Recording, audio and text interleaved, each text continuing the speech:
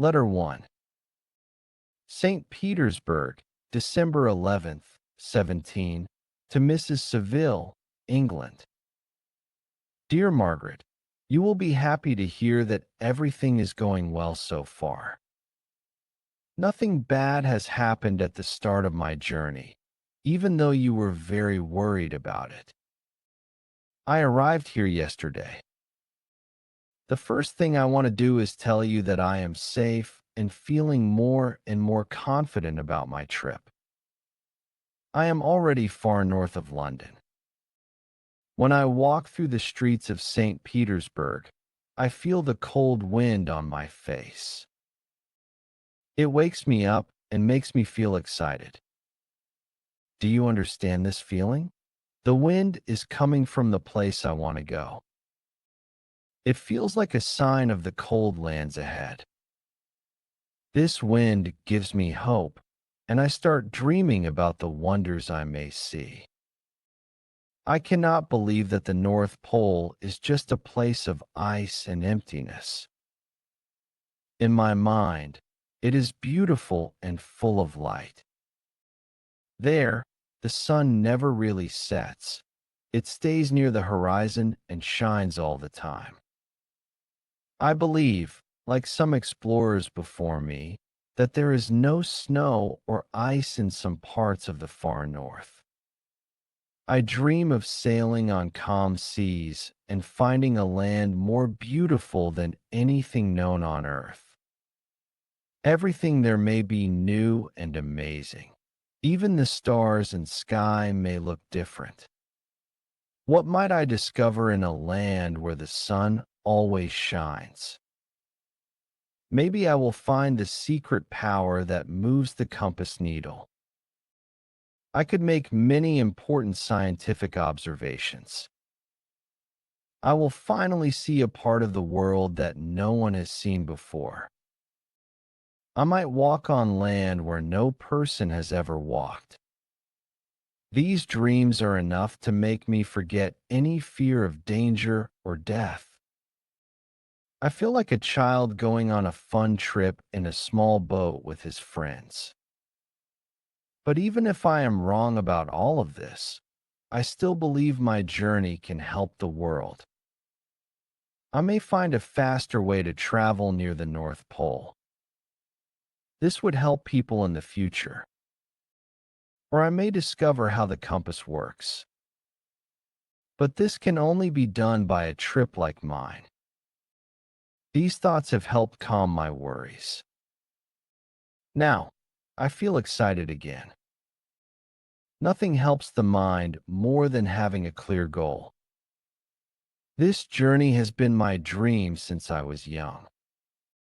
I loved reading stories about explorers trying to find a way to the North Pacific Ocean through the seas around the pole.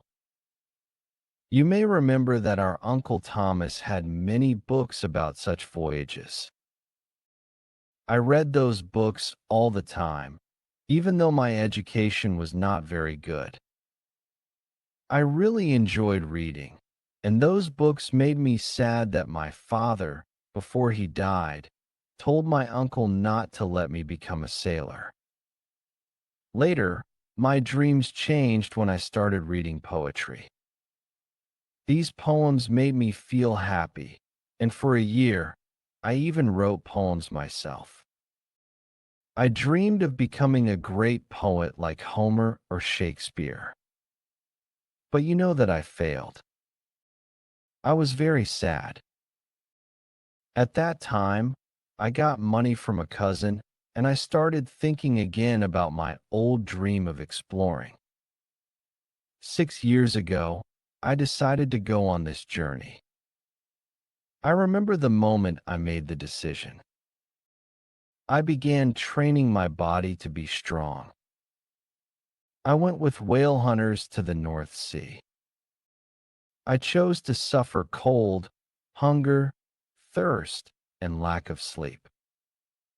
I often worked harder than the regular sailors during the day, and at night I studied science, math, and medicine. Things that would help me on a sea journey. Twice, I worked as a helper on a ship that hunted whales in Greenland. I did very well.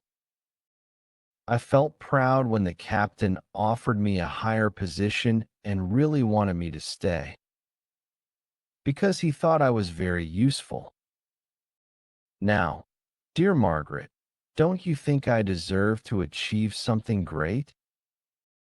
I could have lived an easy and rich life, but I chose to follow glory. I wish someone would tell me I will succeed. I am brave and determined, but sometimes I lose hope and feel sad. This trip will be long and hard. I must be strong not only for myself, but also to help the crew when they feel weak. This is the best time to travel in Russia. People use sledges to travel fast over the snow. It feels nice, better than riding a coach in England. The cold is not too bad if you wear warm clothes made of fur. I already wear them. It's very different to walk around outside than to sit still for hours. Without movement, the cold can freeze your blood. I don't want to die while traveling from St. Petersburg to Archangel. I plan to go to Archangel in 2 or 3 weeks. There, I will rent a ship and hire sailors, especially men who know whale hunting. I won't leave until June. When will I return? I don't know. If I succeed, I may be gone for many months or even years. If I fail, I might come back soon, or maybe never. Goodbye, my dear sister Margaret. May heaven bless you and keep me safe, so I can thank you again and again for all your love and kindness. Your loving brother, R. Walton. Letter 2. Archangel, March 28th, 17, to Mrs. Seville, England. Dear Margaret, time goes very slowly here. Everything is cold, covered in snow and ice. But I have made some progress. I have hired a ship, and I'm now looking for sailors. The men I've found so far seem strong and brave. I think I can trust them. But something is missing. I do not have a friend. This makes me very sad. When I feel happy or successful, there is no one to share it with. If I feel sad or fail, no one will try to comfort me. I will write my feelings down, but writing is not the same as talking to someone. I wish I had a friend who understood me, someone who could speak to me with just a look. You might think I'm being too emotional, but I truly feel this loneliness. I need a friend who is kind and brave, who enjoys the same things as I do, and who can help me think clearly. A friend like that could help me be a better person. I get too excited when I start something, and I get upset when things go wrong. Also, I never went to school. Until I was 14, I ran wild outside and only read books about travel from our uncle. Later, I read some poetry. But by the time I understood how important learning is, it was too late. I am now 28, and I know less than many boys of 15. I do think deeply, and I have big dreams. But my thoughts are not well organized. I really need a friend who won't laugh at me and will help guide my mind. Still, I know these are just wishes. I won't find such a friend at sea, or even here in Archangel, among sailors and traders. Yet, some of these men do have kind hearts. My second in command is very brave and wants to succeed in his job. He is an Englishman, not very educated, but he still has a noble spirit. I met him on a whaling ship, and since he had no job here, I asked him to join my journey. The captain of the ship is also a good man.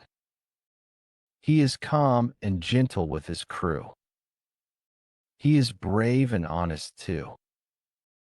I was happy to hire him. Growing up with your care, dear sister, made me dislike the cruel way some ship captains treat their men. I never thought that kind of violence was needed. So when I heard about a kind captain who was still respected by his sailors, I was lucky to find him. I heard about him in a very touching story. Years ago, he loved a Russian woman. She was not rich, but her father agreed to the marriage because the captain had made a lot of money. However, when he saw her before the wedding, she cried and begged him not to marry her. She said she loved someone else, a poor man, but her father would never agree to that match. The captain acted with great kindness. When he found out who the poor man was, he gave up the woman. He even gave his money and land to her true love and asked her father to let them marry. The father said no, because he had given his word to the captain. So, the captain left the country. He did not return until he heard that the woman had finally married the man she truly loved. You will say, what a good man. And he is. But he is not educated. He is quiet and sometimes acts without thinking. This makes his story even more amazing, but also makes him hard to fully understand. Please don't think that I'm changing my plans just because I feel lonely or wish for a friend. My decision is strong. I will wait for the weather to get better before I leave. The winter was very hard, but spring has come early. So I might leave sooner than I thought. I will be careful, you know that. I won't take risks with other people's lives. I can't fully explain how I feel as I prepare to leave. I am excited, but also a little afraid. I am going to a place no one has seen before, the land of mist and snow. But don't worry, I will not harm any albatross, like in the poem The Ancient Mariner. You'll smile at that, I'm sure. Let me tell you a secret. That poem may be why I love the sea and adventure so much. I work hard and carefully plan everything. But deep inside, I feel pulled towards strange and wonderful things. I don't want to live an ordinary life. That's why I'm going to explore these wild places. But let me return to thoughts of you, my dear sister. Will I see you again after sailing across the oceans and coming back by way of Africa or South America? I don't know. I hope so, but I can't be sure. Please keep writing to me. I may need your letters when I feel sad. I love you very much. And if you never hear from me again, please remember me with love. Your loving brother, Robert Walton. Letter 3. July 7th, 17, to Mrs. Seville, England. My dear sister, I'm writing quickly to tell you that I am safe and my journey is going well. This letter will go to England with a trading ship that is returning from Archangel. That ship is lucky. It will soon see England again. I may not return home for many years, but I feel happy. My sailors are brave and seem sure about what we are doing. We see big pieces of ice floating in the water. These show that the place we are going to is dangerous. But the men are not afraid. We are already far north. It is summer now. It's not as warm as in England, but the winds from the south are helping us go faster. These winds also feel warmer than I thought they would. Nothing very interesting has happened so far. We had one or two strong winds and a small leak in the ship. But these are normal for sailors, and we don't even think much about them. I hope nothing worse happens during the trip. Goodbye for now, my dear Margaret. Please know that I will be careful. I will not take silly risks. I will stay calm, work hard, and make smart choices. I believe I will succeed. Why not? So far, I have made a safe path across the sea. Even the stars seem to support me. Why can't I keep going? What can stop someone who truly believes and does not give up? My heart is full of hope, and I had to write these feelings. But now I must end this letter. May God bless you, my dear sister. R.W. Letter 4. To Mrs. Seville, England, August 5th, 17. Something strange has happened. I must write it down, even though you may see me before this letter reaches you. Last Monday, July 31st, our ship was almost trapped by ice. The ice came close from all sides, and we had very little space to move. It was a dangerous situation, made worse by a thick fog. We stopped the ship and waited, hoping the weather would change. Around 2 o'clock, the fog cleared. We saw huge fields of ice in every direction. It looked like it went on forever. Some of the sailors groaned in fear, and I also felt worried. Suddenly, we saw something very strange. We saw a small sled pulled by dogs, moving across the ice toward the north. A very large man sat on the sled and guided the dogs. We watched him with our telescopes until he disappeared behind the ice hills. We were very surprised. We believed we were hundreds of miles from land. But seeing that man made us think that maybe land wasn't so far away. We wanted to follow him, but the ice blocked our way. 2 hours later, we heard the sound of the sea. Before night, the ice broke apart and freed our ship. Still, we stayed in one place until morning. It was too dangerous to move at night because large pieces of ice were floating around. I used this time to sleep a little. In the morning, I went up to the deck. The sailors were gathered on one side of the ship, talking to someone in the sea. It was another sled like the one we had seen. It had drifted toward us during the night, sitting on a large piece of ice. Only one dog was still alive. A man was in the sled, and the sailors were trying to help him come on board.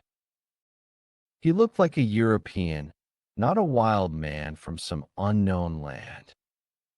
When I appeared, the captain said, "Here is our captain. He will not let you die in the sea." The man spoke to me in English, but with an accent. He said, "Before I come onto your ship, please tell me, where are you going?"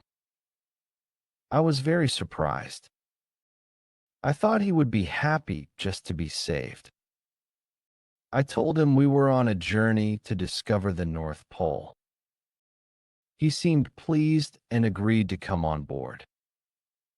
Oh, Margaret, if you had seen this man, you would have been shocked. His body was frozen and very thin from hunger and pain. I have never seen someone in such a terrible state. We tried to carry him to the cabin, but when he left the fresh air, he fainted. So we brought him back to the deck. We rubbed him with brandy and gave him a little to drink. Slowly, he woke up. We wrapped him in blankets and placed him near the kitchen fire. Bit by bit, he got better and was able to drink some soup. 2 days passed before he could speak. I was afraid that his mind was damaged by everything he had gone through. When he felt a little better, I moved him to my own cabin and took care of him. This man is very interesting. His eyes sometimes look wild, even mad. But when someone is kind to him, his face changes and shows kindness and warmth. Still, he is mostly sad and in despair. Sometimes he clenches his teeth like he is carrying a heavy burden. When he got better, I stopped the crew from bothering him with too many questions. He needed rest to heal his body and mind. But one day, an officer asked him, "Why did you come so far across the ice in such a strange sled?" The man's face became very dark. He answered, "I am chasing someone who ran away from me." "And did this other man also travel on a sled?" "Yes," he replied. "Then I think we saw him. The day before we found you, we saw dogs pulling a sled across the ice with a man on it." This made the stranger very alert. He asked many questions about the direction the other sled had gone. Later, when we were alone, he said to me, "You are curious, I know. But you are kind, and you don't ask too many questions." I said, "Of course not. It would be wrong to bother you. You saved me and gave me life again," he said. Then he asked if I thought the other sled had been destroyed when the ice broke.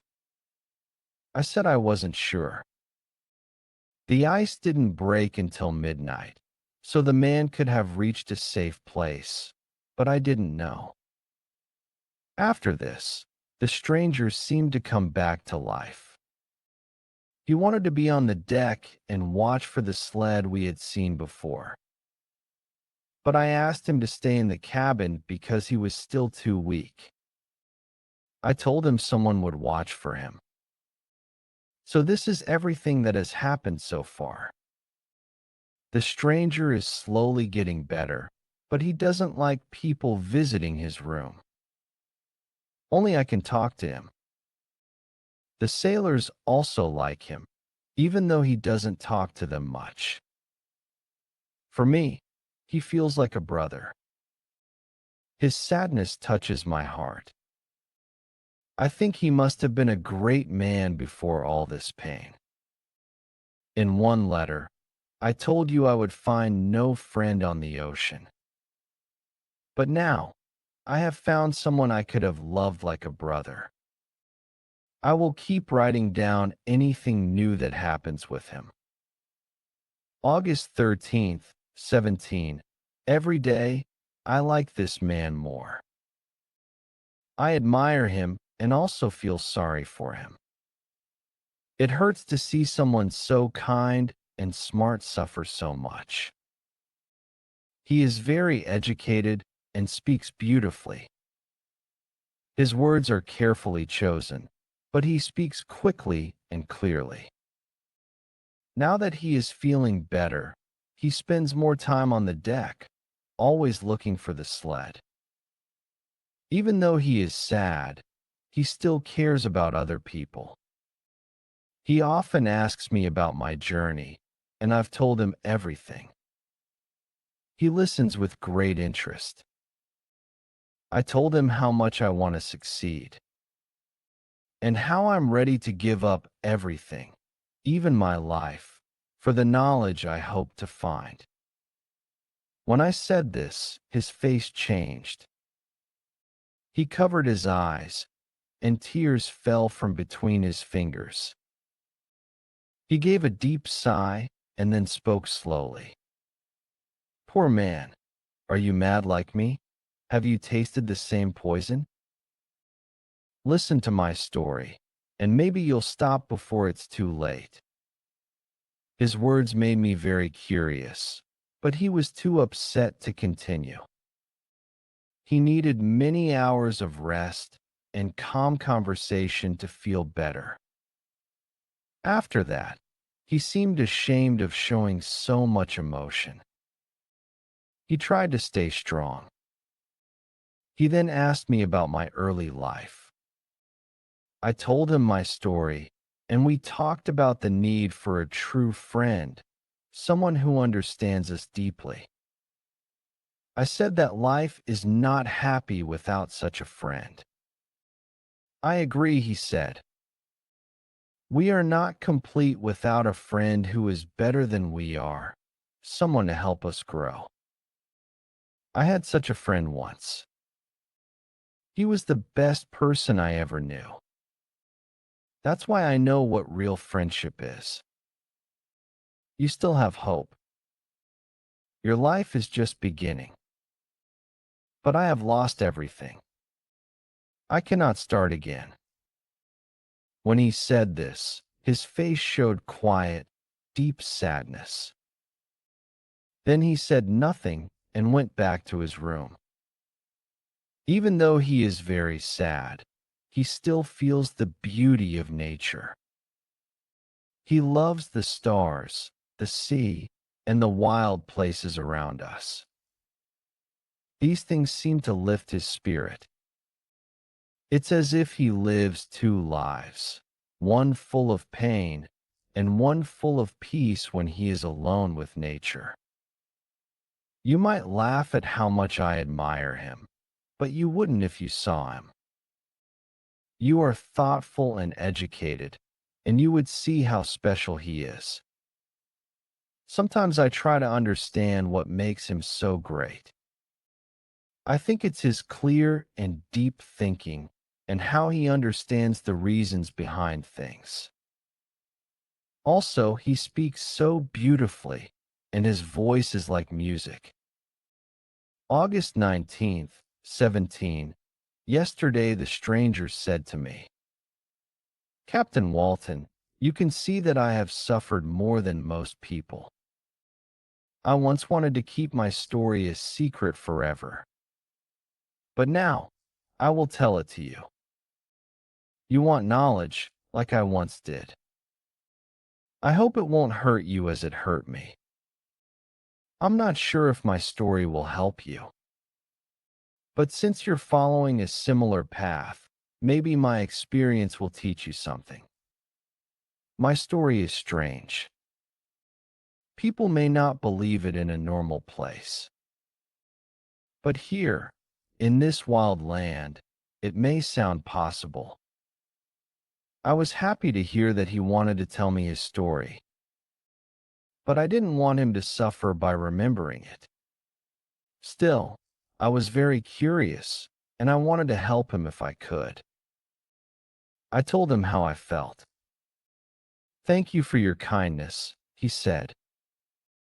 But it is no use. My fate is almost over. I'm waiting for one last event, and then I will find peace. I know you want to stop me from feeling pain, but nothing can change my future. Listen to my story, and you will understand. He said he would begin the story the next day when I had time to listen. I thanked him. I have decided to write down everything he tells me. If I am too busy, I will at least take notes.